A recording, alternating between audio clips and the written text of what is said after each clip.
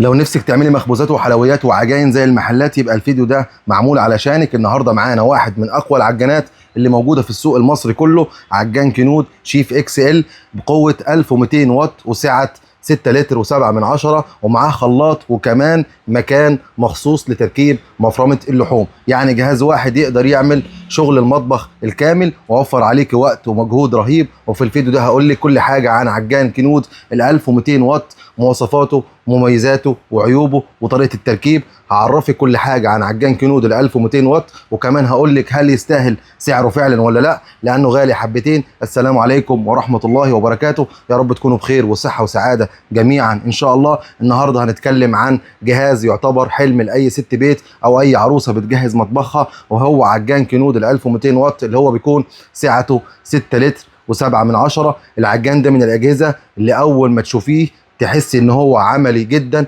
وفخم في نفس الوقت، خصوصا انه مش مجرد عجان بس، لا ده كمان معاه خلاط وكمان بيدعم تركيب مفرمة لحوم وملحقات كتيرة جدا. يعني بدل ما تشتري 3 أو 4 أجهزة ممكن جهاز واحد يعمل كل ده بسهولة. أول حاجة هنتكلم فيها المواصفات الأساسية. الماركة كنود حاجة عالمية جدا. نبص كده على الماركة. القدرة 1200 واط يعني صاروخ. السعة 6 لتر و7 من عشرة يعني يشيل 2 كيلو أو 3 كيلو دقيق مرتاحين. خامة الوعاء ستانلس ستيل. خامة الجهاز كله معدن زي ما حضراتكم شايفين. خامة الوعاء ستانلس ستيل على المغناطيس 18/10، حاجة عالمية. بيشيل 6 لتر و7 من عشرة يعني يشيل معانا 2 كيلو ونص دقيق أو 3 كيلو ونص دقيق مرتاحين. عدد السرعات هنا زي ما حضراتكم شايفين كده، يا رب تكون واضحة في الصورة. عدد السرعات هنا 7 سرعات، تمام. وفي السرعة اللي هي بتكون نبضية، طبعا الكلام ده أثناء التشغيل هوريها لكم. في مضرب حرف ك خامته عالمية، تمام. وفي الهوك الخطاف بتاع المخبوزات التقيلة، وفي المضرب السلك زي ما حضراتكم شايفين كده، وكمان معاه خلاط، تمام. ومعاه مكان لتركيب مفرمة اللحوم اهو هنا، يعني حاجة كده من الاخر. ومعاه مانع الطرطشة اثناء التشغيل، تمام. وكمان عشان نتأكد انه اصلي اول حاجة لازم نشتريه من مكان مضمون. واحنا هنا الحمد لله رب العالمين مش بنعرفكم الجهاز ورقم موديله بس، احنا هنا بنعرفكم كل حاجة عن العجان او كل حاجة عن المنتج اللي احنا بنصوره. وبرضه هنعرفك ازاي تتأكدي بنفسك انه اصلي من غير ما حد يضحك عليكي. لو جينا هنا بصينا على الكرتونة، نقرب كده على الكرتونة، تمام. هنلاقي هنا كنود اهي، تمام. الكرتونة نفسها حاجة صعبة ان هي تتقلد. الموديل بتاعه اهو، تمام. علم انجلترا او علم بريطانيا، تمام. كل حاجة موجودة. نرجع خطوة كده. كل حاجة موجودة على العجان من ال4 جهات. الموديل اهي، الموديل اهو، نركز على الموديل، تمام.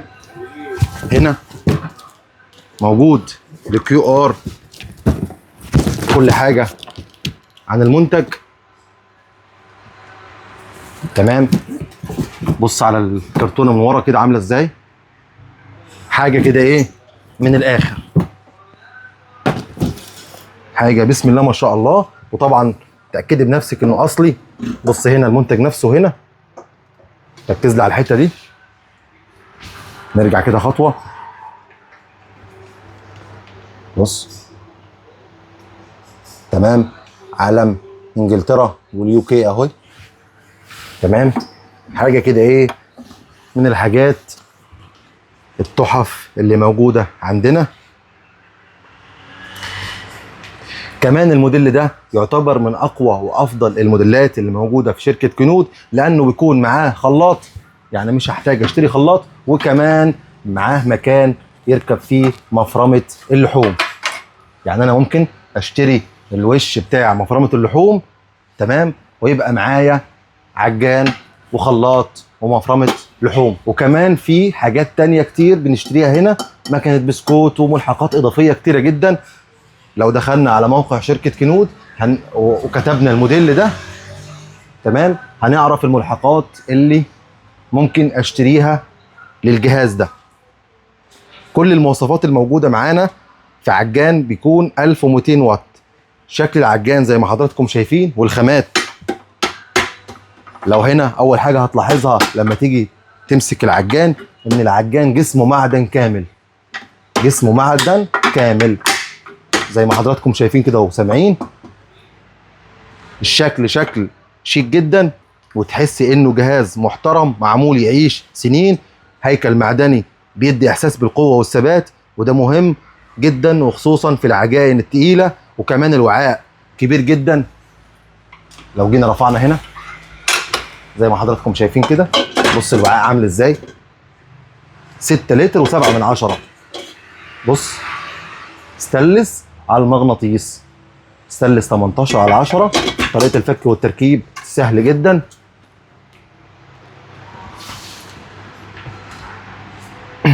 تقدري تعملي كميات كبيره مره واحده، وده ممتاز للعائلات الكبيره، او لو بتحبي تعملي كميات. لو جينا اتكلمنا عن الملحقات بتاعته، معاه حرف كي ده بتاع العجين، تمام. بصي هيبقى عامل كده، هيفرول العجين فرويل كده اهو زي ما حضراتكم شايفين.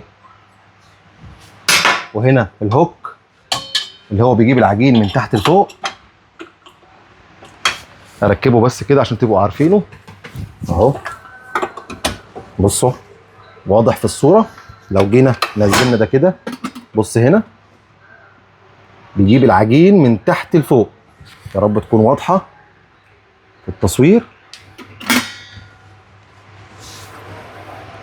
طبعا ده بيكون المسؤول عن خلط الكيكه والبسبوسه والخليط المتوسط. بيخلط المكونات بشكل ممتاز جدا وبوزعها بالتساوي. مضرب البيض، وده مخصوص للكريمه، ضرب الكريمه وضرب البيض، تمام. حاجه كده بسم الله ما شاء الله. خطاف اللي احنا اتكلمنا عليه ده، وده يعتبر، ارفعه بس كده،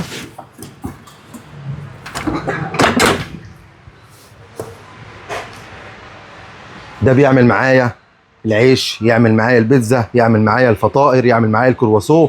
العجان ده بيشيل شغل كامل في البيت بسهوله جدا، عشان الموتور بتاعه بيكون 1200 واط. الخلاط اللي معاه زي ما حضراتكم شايفين كده، خلاط حاجه بسم الله ما شاء الله. تقدري تعملي جميع انواع العصاير، جميع انواع الحاجات اللي احنا بنحبها في البيت. وكمان ايه، دورة 2.5، يعني يعمل معانا 7-8 كوبايات كبار. وخامة 10/10، خامة 10/10. مكان تركيب مفرمة اللحوم مش موجود في كل الموديلات، موجود في الموديل ده بس. اشتري الوش بتاع مفرمة اللحوم او الملحقات الاضافية. طريقة التركيب والتشغيل سهلة جدا. لو جينا هنا حبينا نفكه، اول حاجة معايا الحتة دي، يا رب تكون واضحة في التصوير. هنا في مكان بتركب فيه، يعني انا اعمل كده بس، اضغط لجوه والف كده لف. مش هتبقى واضحه في التصوير طبعا عشان القطعه دي. لو جينا شلنا دي وركبنا حاجه تانية عشان تبقى واضحه اكتر، هنعمل كده اهو، ونلفها لفه بسيطه كده، تمام.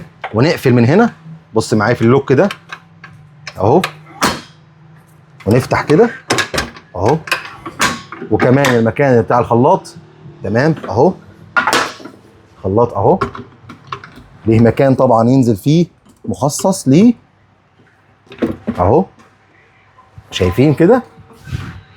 وطبعا مفرمه اللحوم الوش بتاعها لازم يبقى راكب اثناء ما انا احط الخلاط، او اثناء ما انا مشغل. ما ينفعش اسيبه كده، لازم احطه كده. ولو انا مش هستخدم الخلاط لازم ابقى حاطه دي زي ما حضراتكم شايفين كده. حاجه بسم الله ما شاء الله، جهاز من اقوى الاجهزه اللي موجوده في السوق المصري كله. التشغيل ابدأي بسرعة قليلة، يعني ابدأي مثلا بواحد، تمام، وبعد كده زودي السرعة تدريجي، تمام، ونبقى حاطين مانع الطرطشة. ولو احنا حابين نضيف اي حاجة، مية، زيت، اي حاجة حابين نضيفها من هنا. نظام الخلط بتاعه بيكون 360 درجة، يعني بيلف القطعة دي، بتلف حوالين نفسها وبتلف حوالين الوعاء او الحلة. وده طبعا بيساعد انه يوصل لكل نقطة في الحلة، تمام، وبيخلي العجين كله حتة واحدة. وهوريكي طبعا الكلام ده اثناء التشغيل. لو هنتكلم عن المميزات، الجهاز كله مميزات. قوة موتور ممتازة جدا، 1200 واط، قوة محترمة جدا للعجائن التقيلة. السعة بتاعته 6 لتر و7 من 10، مناسب للكميات الكبيرة، متعدد الاستخدامات، يعني عجان وخلاط، وامكانية ان انا اركب مفرمة لحوم وملحقات اضافية تانية. خامة قوية جدا، الهيكل المعدني والستانلس بيعيشوا سنين، ثبات اثناء التشغيل. هنا بيكون فيه ارجل مانعة للانزلاق، يا رب تكون واضحة كده، تمام، اهو بتكون في حاجات ثابتة، وهو نفسه هيكون ثابت في المكان اللي هحطه فيه، لانه الخامة بتاعته قوية جدا، مش زي العجانات البلاستيك او الحاجات الاي كلام. لا طبعا ده عجان عالمي، مناسب طبعا للعجائن التقيلة والعجائن الخفيفة، مناسب لكل حاجة. ودي اهم نقطة ناس كتيرة بتدور عليها، شكله شيك، يضيف شكل محترم للمطبخ. وبصراحة مفيش جهاز كامل، اي جهاز ليه مميزات وليه عيوب، لكن المهم هل العيوب دي مؤثرة فعلا على استخدامك ولا لا. العيوب لازم نقول على عيوب، عشان احنا تعودنا معاكم على الصدق والصراحة. الجهاز من عيوبه انه حجمه كبير، يعني محتاج مكان. لو انت مطبخك صغير هيحتاج منك مكان، يعني مثلا رف زي ده، هنحتاج رف زي ده نحط فيه العجان، تمام، او درج كبير نحط فيه العجان عشان نحافظ عليه.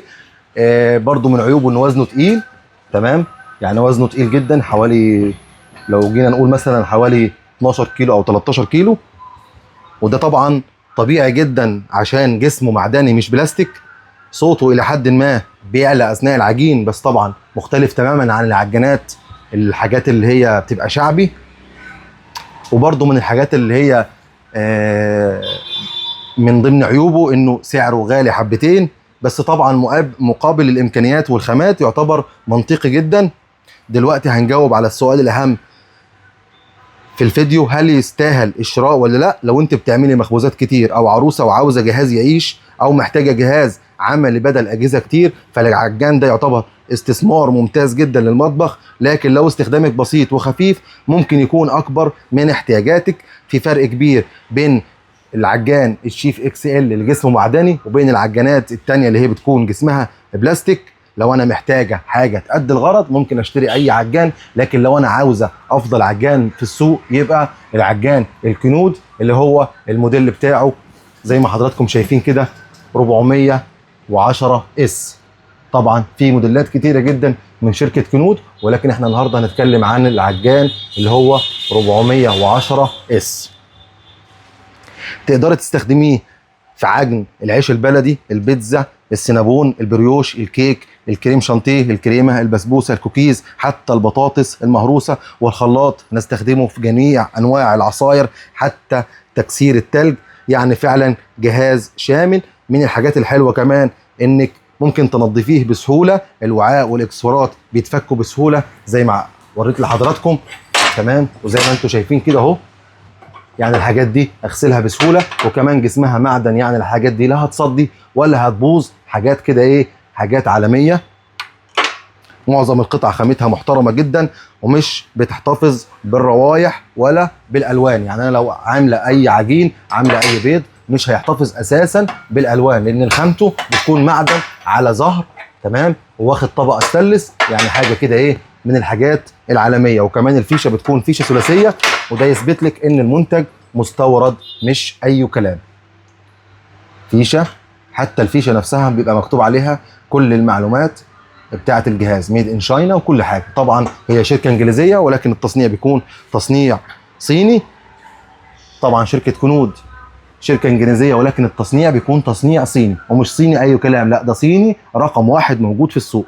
في النهايه لو بتدوري على عجان قوي يعيش معاك سنين ويستحمل الشغل التقيل ويوفر عليك وقت ومجهود، فكنود ال 1200 واط يعتبر من افضل الاختيارات اللي موجوده في السوق حاليا. لكن اهم حاجه قبل الشراء تحددي استخدامك واحتياجاتك عشان تختار الجهاز المناسب ليكي فعلا. لو عندكم اي سؤال عن العجان او حابين مراجعات لاجهزه تانية اكتبوا لي في التعليقات وانا هرد على كل الناس. لو معاكم نفس العجان قولوا لنا تجربتكم عامله ازاي، ولو كنتم محتارين بينه وبين اي عجان تاني اكتبوا لي في التعليقات وهقول لكم على الافضل لكل واحد فيكم. دعوه حلوه كده من قلبك لو احنا بنقدم لك حاجه مفيده. استودعكم الله والسلام عليكم ورحمه الله وبركاته.